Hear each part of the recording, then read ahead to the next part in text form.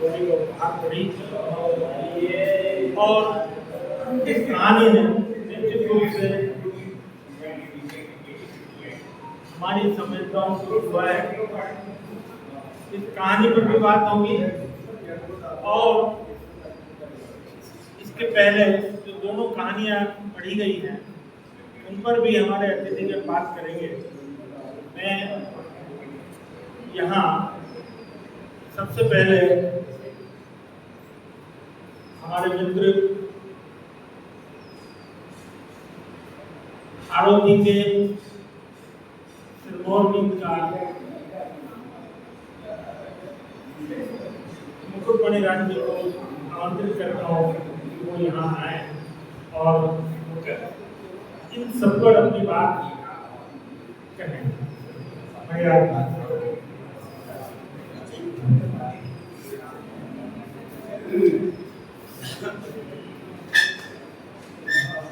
मंच पर बैठे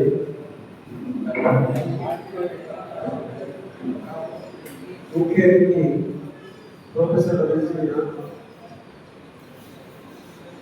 मंच के अध्यक्ष भाई मेरे साथी डॉक्टर अतुल चतुर्वेदी, संचालन कर रहे भाई गिरीश भाई जी द्विवेदी, अध्यक्ष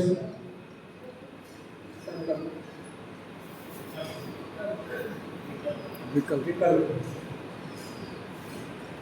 तो बहुत महसूस चल रहा है। मुझे लगता है संकल्प की स्थिति आ गई। बहन मेघना जी, भाई जगदीश भाई, सामने मेरा जी सभी साहित्यकार बंधुओं के असीम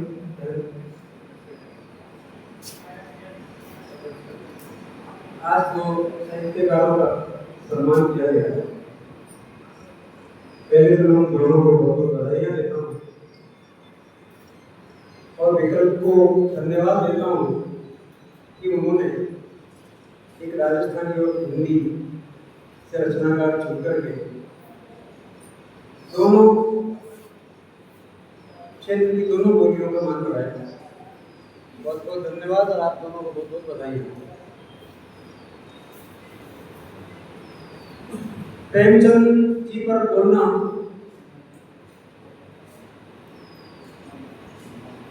बहुत बड़ी बात होगी, क्योंकि भी हमारे दो तीन विद्वान विराजे हैं और वो बहुत अधिक प्रेमचंद जी के बारे में हमें बताएंगे। हमने पढ़ा भी है प्रेमचंद जी को। दरअसल अभी द्विवेदी जी ने एक छोटी सी बात बीच में, मैं जरा वहीं से बोलने का मन और ध्यान जो है वो मट गया है, यूँ कहिए कि डाइवर्ट हो गया। उन्होंने कहा था कि हाड़ों की कहानी जो है अभी उस मुकाम पर नहीं पहुंची है जिस पर पहुंचना चाहिए, और इस हकीकत को कोई नकार नहीं सकता। कहानी का इतिहास आज जो यथार्थवादी कहानी की रचना की जा रही है उसकी बहुत यात्रा बहुत लंबी है।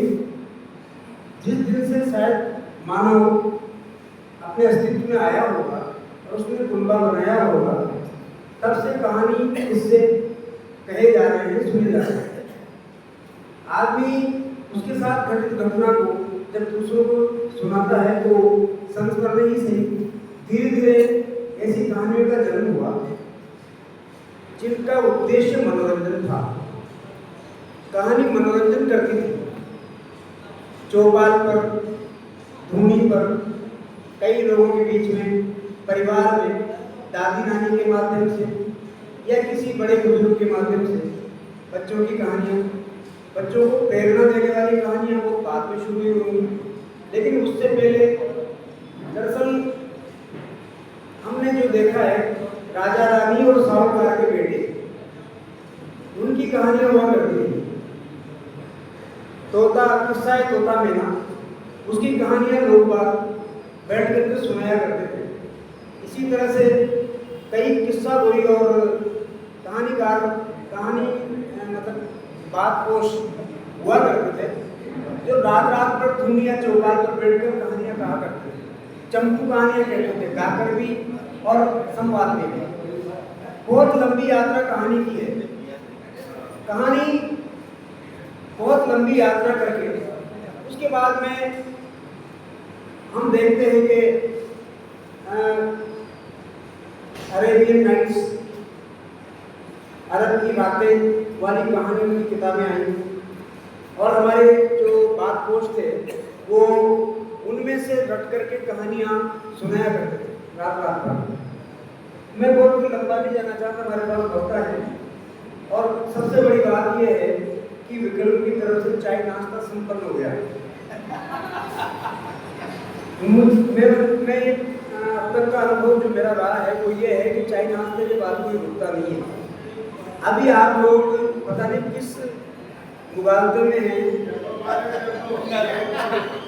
कि और भी भाई नाश्ता तो ये थोड़ा सा पीछे से बोलो, इको बहुत ज्यादा हो रहा है। अब ये यूँ बोल रहे हैं, थोड़ा पीछे से बोलो। हाँ, इको आपने कोई बोला पीछे से? इको नहीं वो थोड़ा सा गैप ले लो। अच्छा ठीक हाँ है लीजिए, मैं पीछे से बोलता हूँ। क्या मुंह लगा हुआ माइक नहीं है? चतुर्वेदी जी कह रहे, डॉक्टर साहब कह रहे हैं ये माइक मुंह लगा हुआ नहीं है ना। अब आपने क्यों मुंह लगेगा यार ये माइक? तो इस तरह ये कहानी बहुत लंबे रास्ता नाप करके 1900 के बाद आते आते कहानी यथार्थवाद की तरफ बढ़ी। उसके पहले भूत प्रेत की कहानियाँ, जादू टोनों की कहानियाँ, तिलस्म की कहानियाँ और लोगों में भय पैदा करने की कहानियाँ, इस तरह की कहानियाँ हमने पढ़ी हैं, देखी हैं। और फिर मनोरंजन की कहानी में भरपूर मनोरंजन, यही उनका उद्देश्य हुआ करता था। हाँ, कुछ कहानियाँ पंचतंत्र वगैरह की ऐसी थी जो प्रेरणा देने वाली थी, लेकिन इसी तरह से प्रेरक कहानियों का दौर धीरे धीरे धीरे 1900 के बाद आकर प्रारंभ होता है और किशोरीलाल गोस्वामी से प्रारंभ होकर के प्रेमचंद तक आता है। प्रेमचंद के आने के बाद तो प्रेमचंद का पूरा एक युग है जो आदर्शोन्मुखी यथार्थवाद के जनक प्रेमचंद कहे जाते हैं। वो यथार्थ लिखते हैं लेकिन उसमें आदर्श वो भूले नहीं है, यानी वो भी हमारी जमीन की जड़ों से जुड़ करके वो अपनी रचनाएं उन्होंने की हैं। हमारे हाड़ौती में जैसा कि मुझे बताया गया, क्योंकि बहुत सारी नवी बातें बोलने वाले हैं, मैं यहाँ थोड़ा सा इधर आता हूँ। हमारे यहाँ कहानी जो है वो उसी तरह की कहानियाँ थी, उन्हीं को सुनते सुनाते थे। और विजयदान देवदान जी ने जो कहानियाँ कलेक्शन की हैं वो बातों की फुलवारी में। उसके बाद हम हाड़ौती की बात करें तो हमारे यहाँ देव की दर्पण में भी बातों की सुन चकवा कह चकवे नाम से बहुत सारी लोक कहानियाँ उन्होंने एकत्रित की और वो पुस्तक आई, तो वो कहानियाँ चलती थी। और धूनी चौपाल पर वो कहानियाँ हमारे यहाँ तो एक छोटी सी लघु कथा जिसकी भी चर्चा करते हैं, उनका डरा भाई नागेंद्र कुमार और ये कि एक राजो चो जिका कान में तागो चो, बस तो समझ ना, एक राजो चो जिका कान में तागो चो, तागो आँचो और राजो हंसो। यानी एक कठपुतली राजा के लिए इससे छोटी लघु कथा नहीं हो सकती। एक कठपुतली राजा के लिए इससे छोटी लघु कथा नहीं हो सकती। यह हाड़ौती की लघु कथा है और ऐसी लघु कथाएं बहुत हैं, यहाँ समय नहीं है मैं इनकी बात करूँ, है ना। लेकिन हाड़ौती इतने समय पहले भी, या आज से नहीं सुने, मैं तो बचपन से सुन रहा हूँ उस कहानी को, और मेरे जो बुजुर्ग थे उन्होंने भी कहा हम बचपन से सुन रहे हैं। उसके पहले के उनके दादा नाना थे वो भी कहते हैं हम बचपन से सुन रहे हैं। कब लिखी गई थी वो इतने लंबे समय पहले की कहानी आज भी जीवंत है। आज हमारी नानी दादी बिना संकोच के उसमें एक गाली आती है उसको बोलते हुए सुनाती है। तो मेरा कहने का मतलब ये है कि आज हम धीरे धीरे हमारे यहाँ कहानी शुरू हुई। राजस्थानी का पूरा परिप्रेक्ष्य हम देखें तो हमारे राजस्थानी भाषा के जो कहानीकार हैं, यानी मारवाड़ क्षेत्र के, मूलतः सबसे ज़्यादा साहित्य यदि राजस्थानी का नाम हम लेते हैं तो मारवाड़ी में लिखा गया है। और मारवाड़ी राजस्थानी में ऐसी जिन कहानियों को हम यथार्थवादी और मतलब आधुनिक कहानी कह सकते हैं, वो कहानियाँ वहाँ देखने को आपको मिलेंगी, लेकिन मेरी हाड़ोती अभी भी वहाँ तक नहीं पहुँची है। हम प्रेम जी प्रेम से शुरू होते हैं। इसकी एक वजह तो ये है कि हाड़ोती का रचनाकार मूलतः जो ठेठ की हाड़ोती बोलता है वो रचनाकार ठेठ गांव से ही आता है, और उसकी जो पृष्ठभूमि है, उसका जो रहन सहन है, उसका जो वातावरण है, और गांव में जो जो चीज़ें घटती हैं वो उन्हीं का वर्णन करेगा। वो कहाँ से लाएगा, वो शहर की स्थितियाँ वो कहाँ से लाएगा, वो मतलब फंदे पर झूलने वाले, कोचिंग करने वाले बच्चे, क्योंकि उसकी सोच वहाँ तक पहुँचती नहीं है, और या पहुँचना चाहता नहीं है, या वो अभी पहुँच नहीं रहा है। हम नए युग की तरफ आने से पता नहीं क्यों संकोच कर रहे हैं। हम अभी भी गीतकार भी अभी वही काजल की लाडी कुतिया है ना, छोटी चूनर चोली, इन्हीं पर अटके हुए हैं। वो भी अभी तक जो है आज किस स्थितियों में पढ़ता जा रही है, कहाँ हम पहुँचना चाहते हैं, किस तरह हमें जो है अब लिखना चाहिए वो लेखन। मैं एक बात और कहना चाहता हूँ, हमारे हाड़ोती के रचनाकार, हम जो घटना देखते हैं, जो हकीकत देखते हैं, उसको यदि हकीकत की तरह लिखते हैं तो संस्मरण हो सकता है, वो किस्सा हो सकता है, लेकिन वो आधुनिक कहानी नहीं हो सकता। आधुनिक कहानी एक उद्देश्य लेकर चलती है, एक मतलब अपना धरातल लेकर चलती है, और वो संदेश देना चाहती है।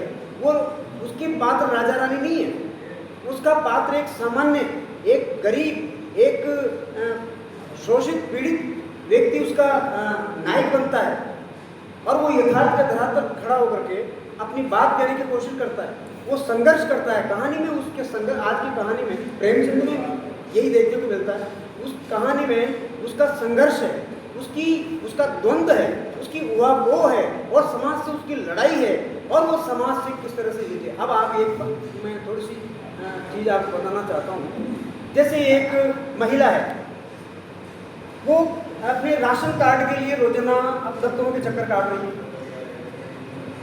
आज इस दफ्तर में, वहाँ से कहते नहीं वहाँ जाओ, तो वहाँ से कहते हैं वहाँ जाओ, नहीं फलना, जब तक आदेश नहीं आएगा तब तक नहीं होगा, ये नहीं होगा। वो बेचारी गरीब है, उसको 5 किलो गेहूँ चाहिए, वो नहीं मिल रहे हैं, तो वो उसके लिए चक्कर काटती है। चक्कर काटते काटते उतनी थक जाती है कि उसके बाद वो काबुल को फाड़ के फेंक देती है और घर में बैठ जाती है। बस ये हो गया पूरा। अरे उसका संघर्ष जीवंत करो। यदि आप रचना लिख रहे हैं तो इसका मतलब ये नहीं है कि जो देखा वो लिख के छोड़ दिया। महिला के साथ सेठ जी ने या पटेल जी ने दुष्कर्म कर दिया, और वो दुष्कर्म को इसलिए बर्दाश्त कर रही है कि मेरी बदनामी हो जाएगी। सेठ जी ने कुछ नोट देकर उसका मुंह चुप कर दिया है कि तू चुप रहे, और पैसे मिल जाएंगे तेरे को, वरना मेरी बदनामी हो जाएगी, और हम उस कहानी का वही पटाक्षेप कर दें। क्या ये कहानी हो गई पूरी? ऐसे नहीं होता। कहानी को आप उसको संघर्ष को जीवंत कीजिए, उसके संघर्ष को जिताइए, और उसकी लड़ाई को लड़िए। कहानीकार उसके साथ उसकी लड़ाई लड़े और उसको जीवंत करते हुए उसको वहां तक पहुंचाए कि वो बिना रुके पुलिस में, कोर्ट में, हर जगह निडर होकर अपनी बात कहे और उसको परास्त करे जिसने उसके साथ में कुकर्म किया है। तब कहानी आपकी सार्थकता की तरफ बढ़ती है। कहानी लिखना कोई आसान काम नहीं है। मैंने एक कहानी एक दो लिखी है, एक उसमें मानक में छपी है और एक जागती ज्योति में छपी है ना। लेकिन उसके बाद में कोई कहानी भी लिख नहीं पाया।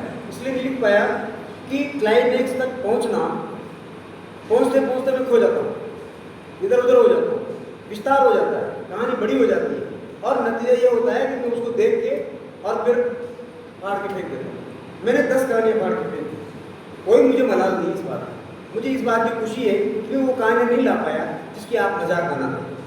हम जब लिख रहे हैं तो हम अपने अंदर झांक कर देखें हम क्या लिख रहे हैं। सबसे पहला समीक्षक लिखने वाला खुद होता है।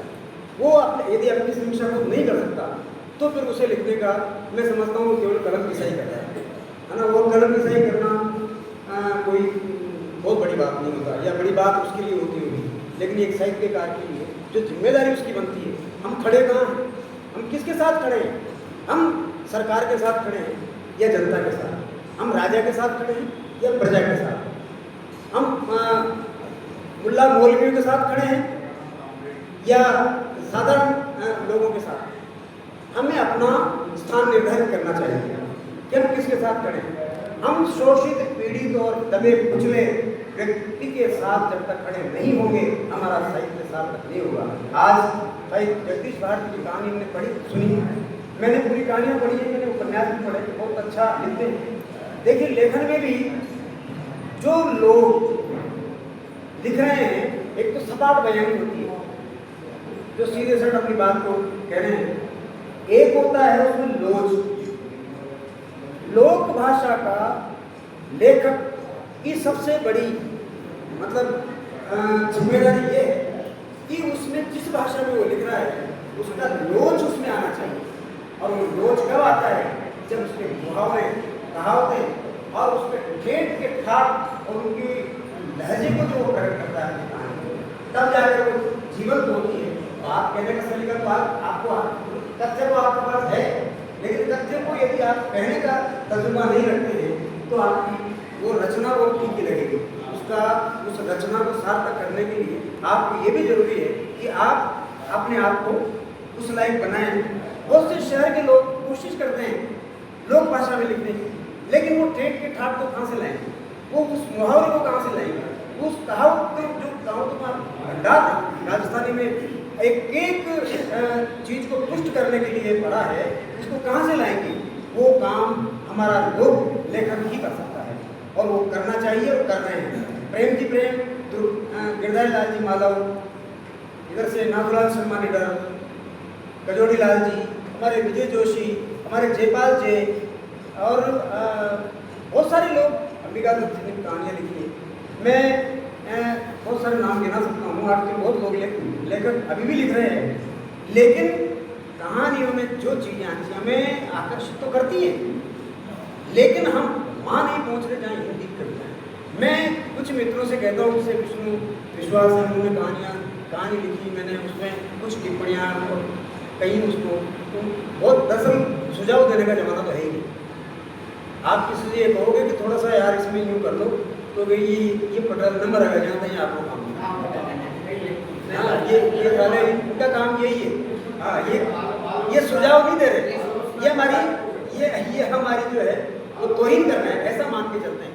लेकिन जगदीश भारती जैसा लेखक वो तोहिन नहीं मानते, उनको मैं इतना मतलब छेड़ता हूँ और उनकी हर कहानी पर मुझे बस करता हूँ, उनसे बात करता हूँ, स्वीकार करते हैं, मानते हैं और मुझे उम्मीद है इनसे कि अब ये जो दलित साहित्य है जहाँ हम अटके हुए हैं वो बहुत हो गया। आपसे 100 साल पहले प्रेमचंद जी ने बहुत सारे लोगों ने बहुत कुछ कर लिया और हम सब जानते हैं कि गांव में आज जो हालात हैं उन हालातों की चिंता मत करो, धीरे धीरे सुधर जाएंगे। आज मेघवाल और बैरवा औरतें हमारे घरों में खाना बना रही हैं शहरों में, तो धीरे धीरे समय जो है सबको मतलब समाप्त कर देता है, सारी जाति पाति सब मिट जाएगी।